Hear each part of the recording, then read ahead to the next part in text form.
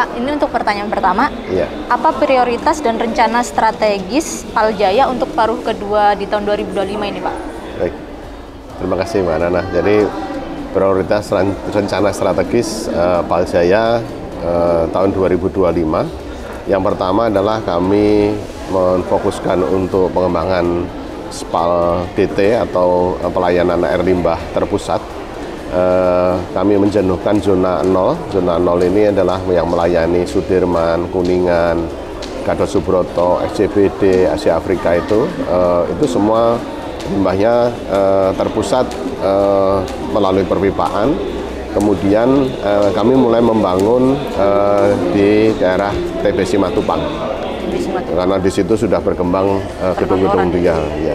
Itu yang pertama. Yang kedua prioritasnya adalah layanan setempat terhadap masyarakat ataupun perusahaan-perusahaan yang belum terkoneksi dengan perpipaan.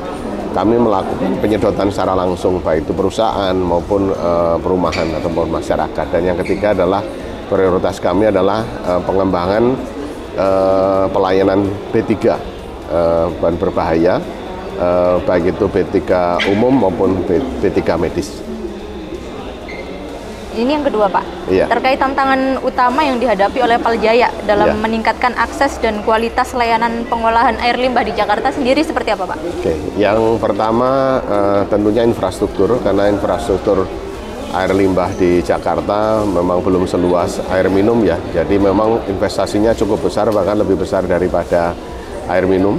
Kemudian yang kedua adalah kesadaran masyarakat bahwa sanitasi itu perlu dijaga, kebersihan lingkungan itu perlu dijaga.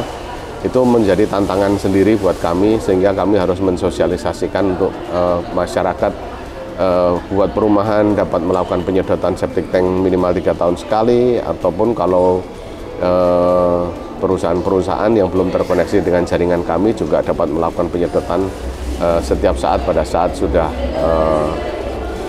tangki septiknya penuh. Tadi Bapak bilang nilai investasi, ada nilainya nggak, Pak? Untuk Jakarta pada hitungan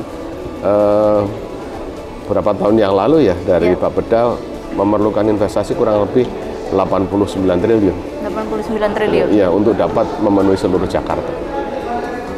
Nah ini kemudian selanjutnya tuh, selain layanan limbah B3, apakah Paljaya memiliki rencana untuk mengkaji peluang diversifikasi usaha lain di sektor lingkungan atau utilitas perkotaan? Iya, jadi selain limbah B3, kami juga mempunyai inovasi untuk memanfaatkan air daur ulang dari hasil olahan air limbah tadi dapat dipakai untuk menyiram tanaman. Itu dipergunakan oleh Dinas Pertamanan. Kami juga mulai merambah pasar limbah non-domestik, non-B3. Jadi bukan limbah berbahaya, tapi juga bukan limbah rumah tangga. Contohnya adalah limbah bir, limbah susu, limbah yogurt, limbah pengolahan ikan. Itu yang nanti kami akan membangun infrastrukturnya untuk supaya dapat mengolah limbah dari pasar tersebut yang saat ini masih belum banyak yang dapat melakukan. Kira-kira belanja modalnya berapa itu, Pak, untuk diversifikasi usaha gitu, Pak? Untuk diversifikasi usaha itu ya mungkin kurang lebih sekitar 50 M-an. 50 miliar. Ya. Ini terakhir, Pak. Bagaimana kesiapan Paljaya untuk memasuki sistem digitalisasi layanan? Iya. Jadi untuk memasuki digitalisasi, yang pertama Paljaya akan segera membangun command center. Jadi kami nanti akan dapat memonitor semua operasional maupun mengoperasikan terpusat dari kantor pusat. Kemudian kami mengembangkan GIS, Geographical Information System.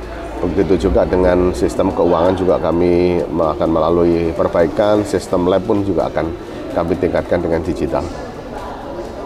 Sudah sekian sih, Pak. Terima kasih. Ya, saya yang terima kasih, Pak. Ya. Terima kasih ya.